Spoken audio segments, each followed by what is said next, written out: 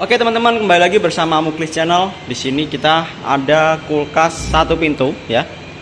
Ini kulkas repeat service kita. Jadi sebelumnya kita pernah perbaiki dan cuman bertahan 2 hari, habis itu tidak dingin lagi. Nah, ini terlihat sudah bekas kita las ya. Jadi kemarin itu ada oli ya, jadi di pipa-pipanya ini terlihat hitam-hitam. Kemarin ada oli yang keluar di sambungan-sambungannya. Asumsi kita pertama itu bocor di sambungan-sambungannya itu, jadi langsung kita isi freon, kita ganti dryernya, kita isi freon yang baru. Nah, setelah kalau nggak salah 2-3 harian itu sudah nggak dingin lagi. Setelah kita cek kembali di dalam ini ya, di dalamnya ini ada olinya teman-teman. Nah, ini ada oli yang netes. Nah, itu bisa dipastikan olinya itu asalnya dari evaporator ya, dari evaporatornya. Nah, untuk evaporator ini nanti akan kita ganti baru saja ya teman-teman. Jadi kita nggak tambal, jadi nanti langsung kita ganti dengan evaporator yang baru. Nah, ini juga terlihat untuk tutup freezernya juga nggak ada ya, cuman nggak apa-apa, nggak masalah, nggak dipasang tutup freezer. Oke, seperti apa video perbaikan kulkas kali ini? Simak aja terus videonya sampai selesai. Langkah awal kita lepas dulu ya. Nanti kita akan di sini kita akan lepas pipa segelnya atau pipa pengisian freonnya. Kita lihat apakah ada freon tersisa atau enggak di situ. Kedengaran suara freon keluar, cuman sangat sedikit sekali ya teman-teman. Sangat sedikit sekali. Di dryernya juga coba kita lepas. Di sini sebelumnya kita menggunakan metode vakum body ya. Nah, juga kosong di dryernya. Oke, kita beralih ke depan. Kita akan lepas dulu evaporatornya ya.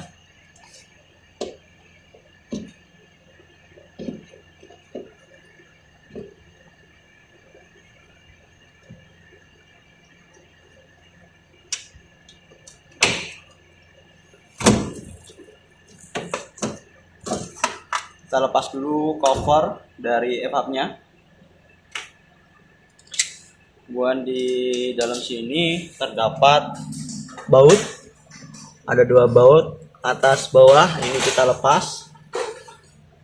Nah, itu untuk pipa-pipanya kelihatan ya, situ juga terlihat korosi.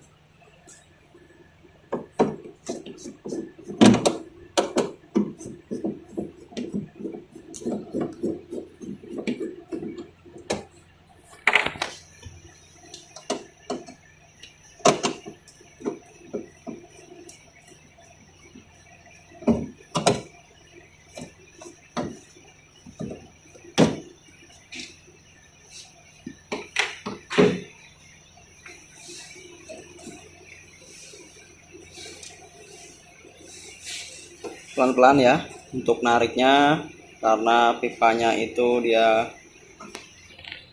mudah patah.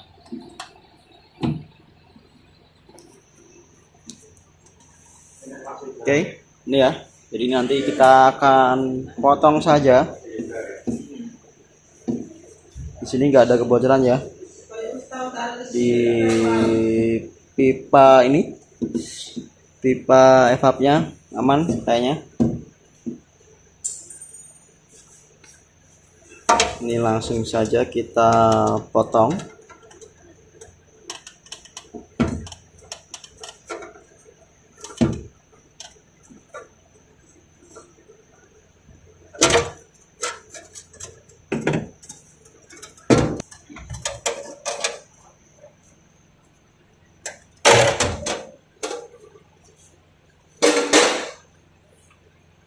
Oke, sudah kita potong.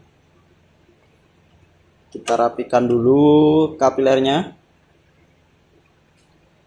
supaya nanti tidak buntu. pada saat kita pasang ke evaporatornya.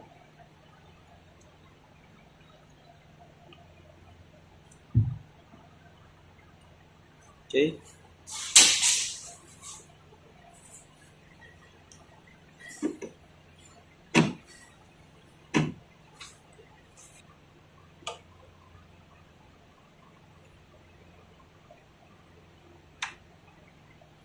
Oke, dan sudah selesai ya. Kemudian kita siapkan evaporator pengganti.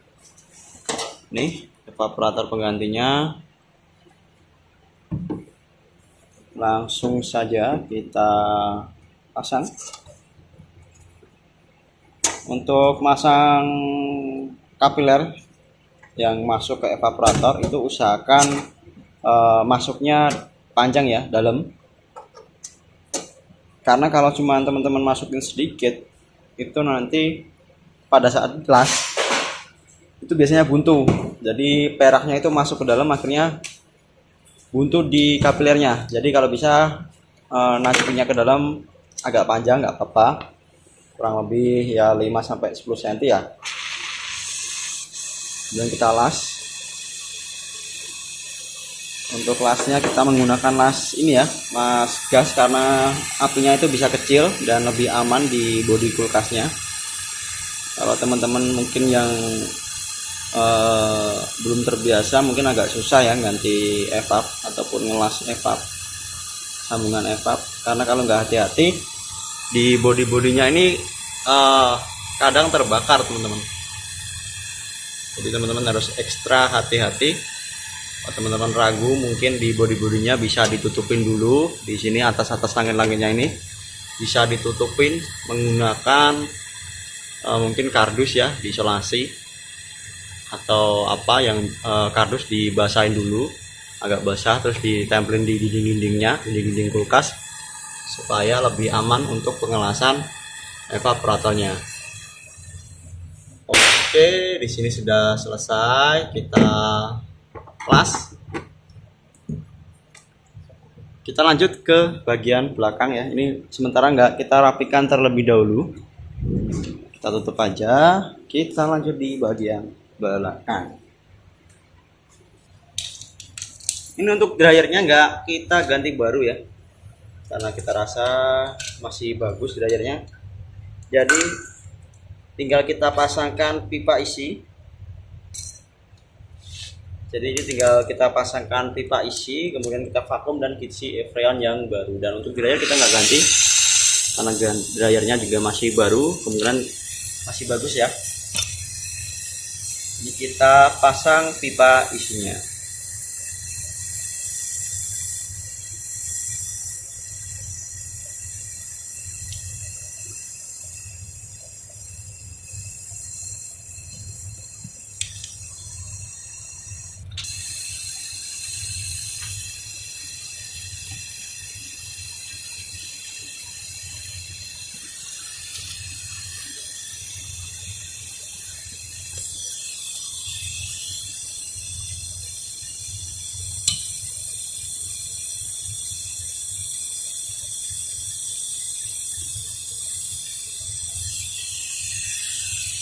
Oke, dan sudah kita las untuk pipa pengisiannya. Kemudian filter dryernya yang kita potong tadi kita buntu juga ya,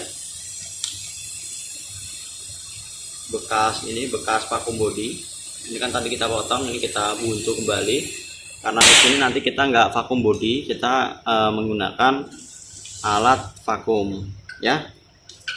Kita lanjut ke proses pemvakuman dan juga pengisian freonnya.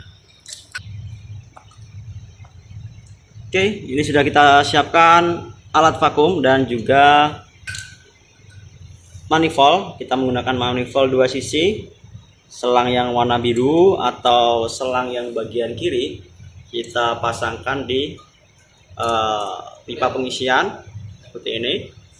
Kemudian yang tengah kita pasang ke alat vakum. Jadi kita nggak pakai yang manifold yang sebelah kanan yang high pressure warna merah, itu nggak kita pakai. yang kita pakai cuman yang warna biru saja. Oke, ini kita tancapkan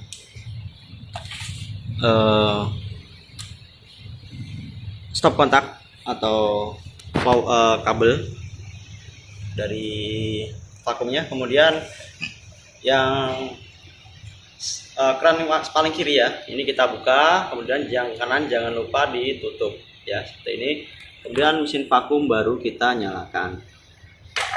Di jarumnya, jarum penunjuknya nanti dia akan turun terus teman-teman ya, akan turun terus di angka min, di bawahnya 0 ya.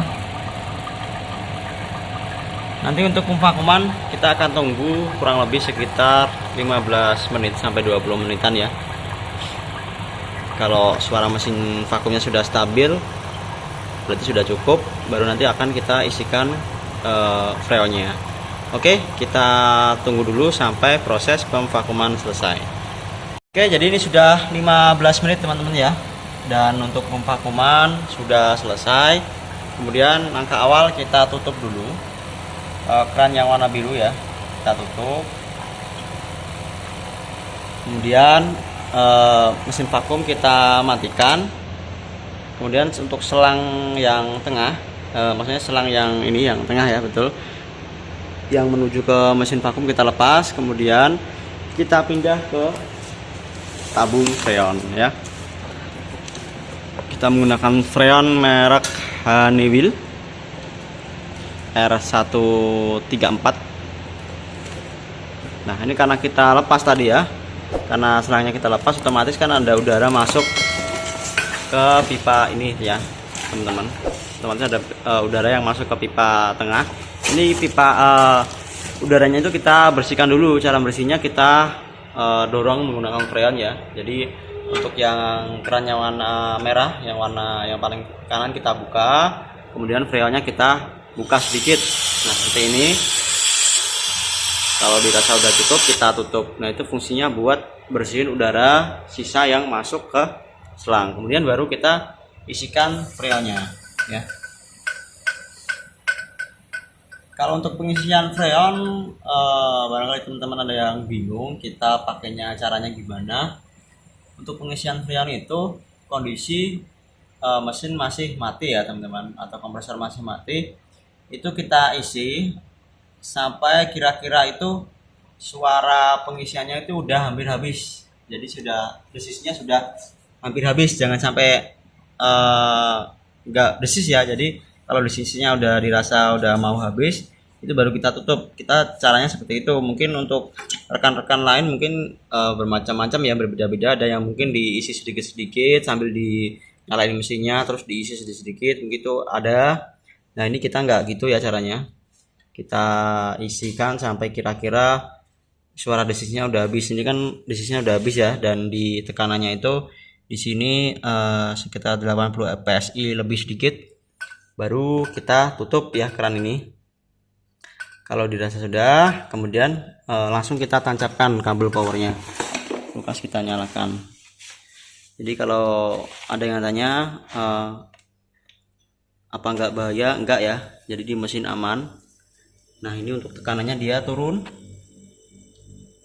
Oke, dia turun. Nah, untuk tekanan ini teman-teman perhatikan, kalau semisal tekanannya itu turun di bawahnya 0, itu bisa jadi kemungkinan ada kebutuhan freon ya teman-teman. Cuman kalau semisal tekanannya dia enggak turun di min 0, di atasnya di angka atasnya 0, berarti freonnya sudah berjalan lancar, sudah bersirkulasi dengan lancar. Nah, ini kita cek-cek dulu di bagian pipa-pipanya. Ini untuk pipa press, dia sudah terasa hangat.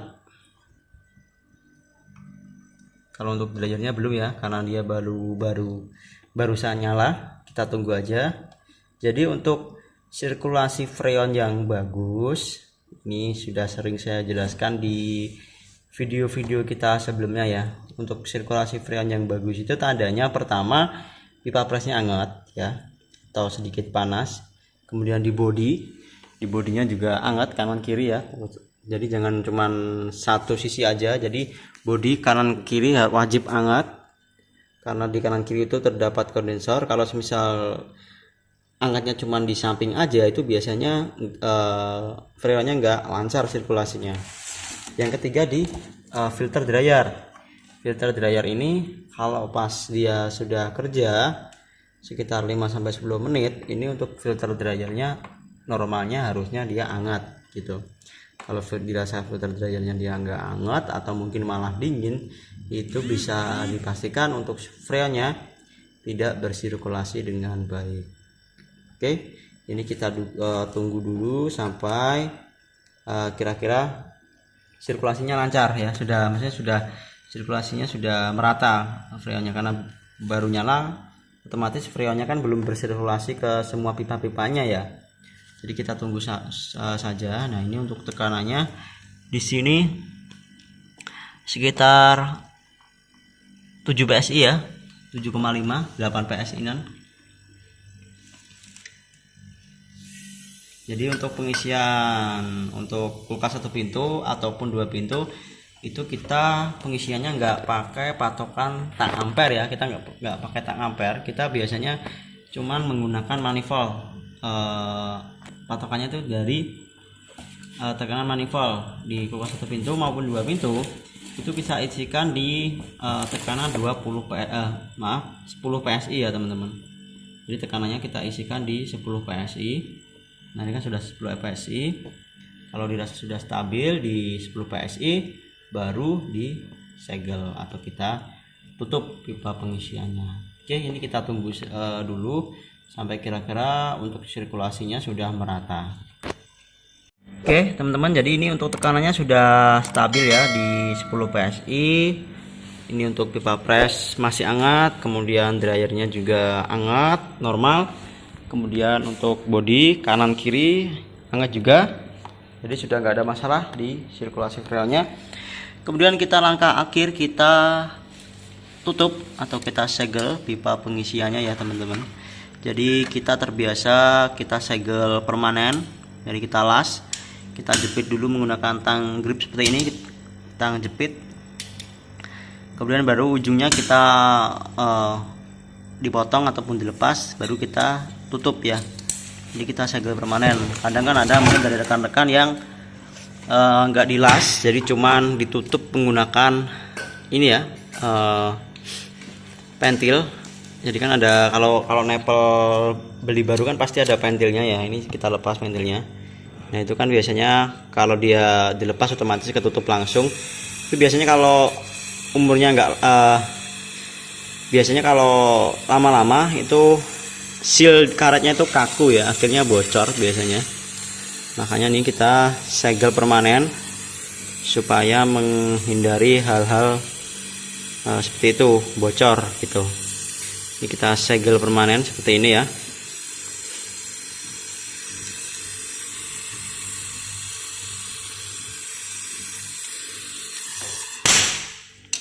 Nah, ini kan tadi ada keluar kayak udara, berarti kurang rapat. Untuk penyegelannya bisa kita reposisi lagi supaya untuk pengelasannya itu gampang ya. Kalau ada udara yang keluar otomatis kan nanti agak susah pengelasannya.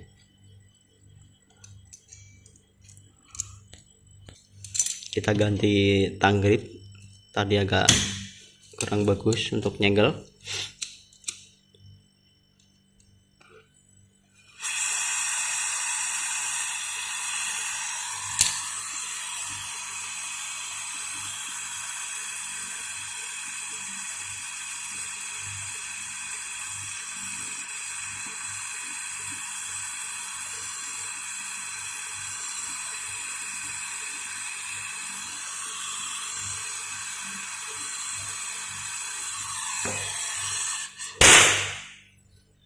Oke, dan sudah selesai kita segel ya teman-teman.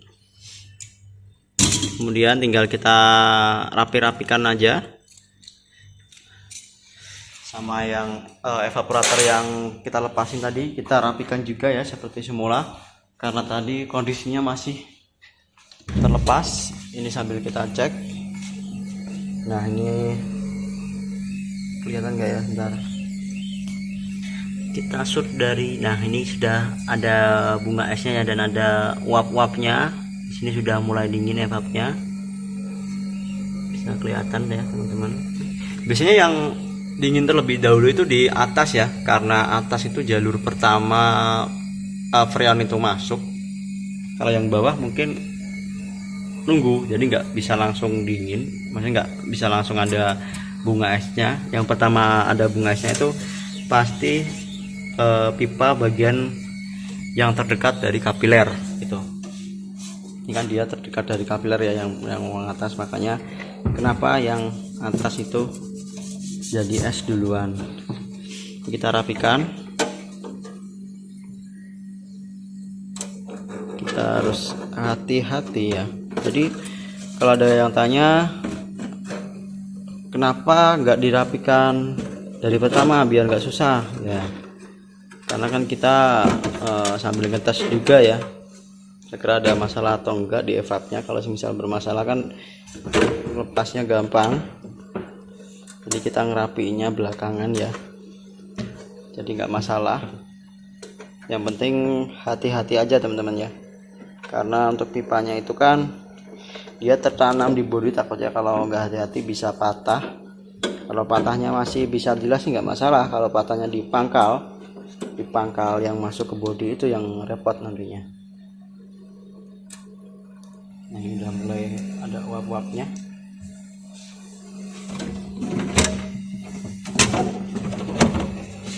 Nggak kelihatan ya, kita pasang seperti semua.